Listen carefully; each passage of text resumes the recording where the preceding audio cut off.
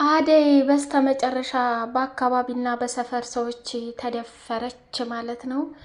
ዴቭም ደግሞ አጠገቧ ደርሶ ሊያድናትና ሊያስጥላት ሲል ወገቡን በዱላ ብሎ ጫኔ መቶታል ማለት ነው። አለልይ ደግሞ አደይን መከራና ስቃይዋን እያበላት ይገኛል።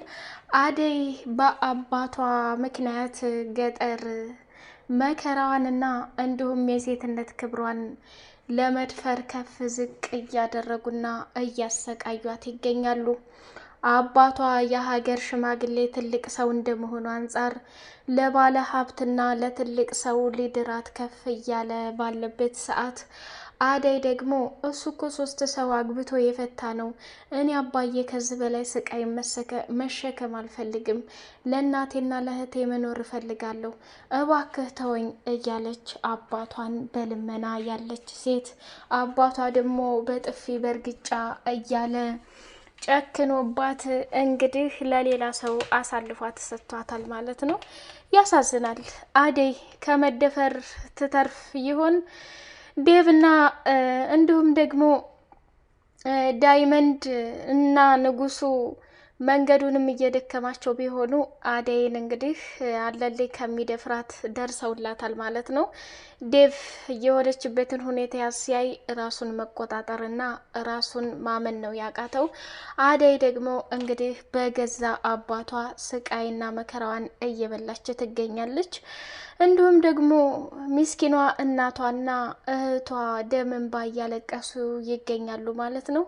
የወለዳት አባት እሱ ለሚፈልገውና ለክብር ለዝና ለሀብት ብሎ ካላገባሽ የፈለገ ይሆናል ስቃይሽን ነው ማበዛው ብሎ አባቷም ከፍተኛ ንግግርና አስደንጋጭ ነገሮችን እንትን ብሎባታል ማለት ነው። አደይ በዚህ ልክ መከራና ስቃይዋን ማየቷ እጅግ በጣም ያሳዝናል። አደይ ያጠፋችው ነገር እነ ፍቅር ቤት ሰራተኛ ሆና እየተቃጠለች ባለ ሰዓት ዴቭ በተደጋጋሚ ለምኗታል። አደይ እኔ አንቺን መቼም ልጎዳሽ አልችልም፣ የራሳችንን ቤት ተከራይተን የራሳችንን ህይወት እንኖር፣ ፍቅሬን ተቀበይኝ እያለ ለምኗታል ማለት ነው።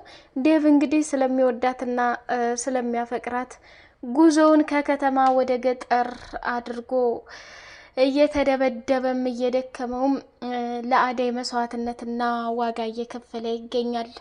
አደይ ደግሞ በገመድ እግርና እጇን ታስራ በአባቷ ጥፊና ድብደባ እየተሰቃየች እንዲሁም ደግሞ ባለልኝና በጫኔ ምክንያት እየተደበደበችና ለመድፈር ትግል እያደረጉ ይገኛሉ ማለት ነው። ብርሃን ለእህቷ ዋጋ እየከፈለች ነው። በገጠር ላይ ሆና የሊዱንም ክፋት ተቀብላ ሊዱም እዚህ ቆሻሻ ላይ ነው እንደምተኛው፣ እዚህ ነው እንደምተኙት፣ ይሄን ነው እንደምበላው እያለች እየቀለጠች እንደ ቅቤ ብርሃንንም ማስቸግራታለች ማለት ነው። እውነት ለመናገር በጣም ያሳዝናል። የአደይ እናት ደግሞ ልጄን ወይት ላድርሳት፣ ልጄን ወይት ልውሰዳት እያለች ደም እንባ ታለቅሳለች። አደይ ልጄ ብቻም ሳትሆን ልክ እንደ ትልቅ ጓደኛዬ ናት። በጣም ነው መወዳት፣ በጣም እኮ ነው ማከብራት። አደይ ለእኔ ለእናቷ ብዙ ነገር ሆናለች። ከተማ ደግሞ ወጥታ እንድትሰራ ያደረግኩት አባቷ ያለ ፍላጎት እያጨናነቃትና እሱ የሚፈልገውን ብቻ አግብታ ስቃይና መከራ እንድትበላ ፈርዶባት ያንን ለማምለጥ ነው እንጂ እናንተ ጋር መታ በእናንተ ነገር እና ስቃይ እየተቃጠለች አለችው። እኔ እናቷ ቤት የምበላው የምጠጣዋት አይደለም አለች። አሹ የሰፈር ልጅ እንግዲህ ብርሃንንም ሆነ አደይን እንደ ወንድምነት እየተከላከለና እየጠበቃቸው ይገኛሉ። ብርሃን ጀሪካን ይዛ ውሃ እየቀዳች ሳለ ከሊዱ ጋር ቁጭ ብላ ሊዱ ደግሞ ውሃ ጠጭ ስትባል ይሄ ቆሻሻ ነው አለች። ብርሃንም ደግሞ ለእናቷ ጓደኛ ውሃ ልታደርስ ስትሄድ አደይ ቁጭ ብላ ነበርና ሙዚቃዋን ከፍታ እየጨፈረች ሳለ አለልኝና ጫኔ መተው እሷን እያሽኮረመሙ አደይ ዘንድ እንውሰድሽ ብለው አስገድደው እጇን ሲገትቷት አሹ መጣና በቃ መካከል ላይ ገብቶ አትርፏታል ማለት ነው። ሊዱ ገጠርም ገብታ እንግዲህ መቅበጧና መቅነዝነዟ አላቆመችም ማለት ነው። ፍቅር ደግሞ በሚገርምና በሚደንቅ ሁኔታ ቤዛን ከዛ ከቤት ሰራተኝነት አድርጋ እያሰራቻት ነበርና በስተመጨረሻ ለእናቷ እኔ በተኛሁበት በሌሊት ቤዛ ቢላዋ ይዛ መታ ስታጨናንቀኝ ነበርና እማዬ ብታምኒ ባታምኒ ይች ልጅ ለኛ ገዳይ ናት፣ ከዚህ ከቤት መውጣት አለባት፣ እንድታስወጫ ትፈልጋለሁ ብላ አለች። የፍቅር እናት ደግሞ የፍቅርን ንግግር ተቀብላ ቤዛን ያለምንም ርህራሄ ሻንጣዋንና ኮተቷን አስይዛ ከዛ ከቤት አስወጣቻት። አሰላሙ አለይኩም ወራህመቱላሂ ወበረካቱ። ውድ የተከበራችሁ የቻናሌ ቤተሰቦች እጅግ በጣም አስተማሪውና ተወዳጁ የሰራተኛዋ አደይ ድራማ እንደቀጠለ ይገኛል። እንደ መልካምነታችሁ እንደ ቅንነታችሁ ላይክ፣ ሰብስክራይብ እያደረጋችሁ አበረታቱኝ ማለት ነው። አደይ እጅግ በጣም ስቃይዋን እየበላች ትገኛለች። አፍቃሪውና አደይን ወዳጁ ዴቭ ደግሞ ከከተማ ተነስቶ በገጠር ላይ እየተንከራተተ አደይን ለማትረፍ ዋጋና መስዋዕትነት እየከፈለ ይገኛል። አደይም በጫኔና ባለልኝ ምክንያት አባቷ አምልጣ ተደብቃ ልትሄድ ስትል አባቷ ያለችበት ቦታ ደርሶ በጥፊና በዱላ እየደበደበ አንድ ክላስ አጉሯት እያሰቃያት ይገኛል። አደይም ደግሞ የአባቷን ማምለጥ ስለማትችል እንደታሰረች እዛው ተቀምጣ አባዬ ልለምን ህይወቴን አታበላሸው፣ እኔ አባዬ እያልኩኝ የምጠራ ስለማከብርህ እንጂ እንዳንተ ስራ አባቴም አይደለሁኝ። ያንተን እኮ ሀላፍትና ነው እናትና እህቴን ራስ መንከባከብ ሲገባ እኔ ግን በሰው ቤት እየተንከራተትኩኝ ቤተሰቦችን እንትን እያልኩ ነው። ተወኝ ባክል ለምን የራሴን ህይወት ልኖርበት ብላለችው። አባቷም ደግሞ እንዴት አባሽ እኔን ታዋርጅኛለሽ? በተከበርኩበትና ባደግኩበት ሀገር ባንቺ መሳቂያ መጫወቻ ሆንኩ ብሎ በጥፊ በዱላ እየመታ ያሰቃያታል። በመጨረሻም እንግዲህ አባቷ በግድ ወደሽም ሆነ ምንም ሆነ ይሄንን ያመጣሁልሽም ባለ ሀብት ባል አግብተሽ አንቺም እኔም እናትሽንም ማሳለፍ መቻል አለብሽ። እንደ አባዬ ይሄ ሰው እኮ 3 ሚስት የፈታ ነው። እኔንስ ነገ ጧት አግብቶ የዛ አይነት እጣ ፈንታ እንዲደርሰኝ ነው እንደምትፈልገው ብላ ስትለው እሱ ደግሞ እኔም ችግሬ ቢፈታሽ ዋናው ነገር ገንዘብና ሀብቱን ተካፍለሽ ትወጫለሽ፣ ከዛ ባለፈ ደግሞ ምንድነው የምትዩ ብሎ አላት። አደይም ደግሞ አባቷን ንግግር እየሰማች ራሷን መቆጣጠር አቃታትና በድንጋጤ እያለቀሰች ዝም አለች። ተማጸነችው፣ አባቷን ለመነችው። ፈጽሞ እሽ ሊላት አልቻለም። የብርሃን እናት ደግሞ ከሊዱና ከብርሃን ጋር ቁጭ ብለው እያወሩ ሳለ ሊዱ ማሜ አደይን ተወጃታለሽ እንዴ?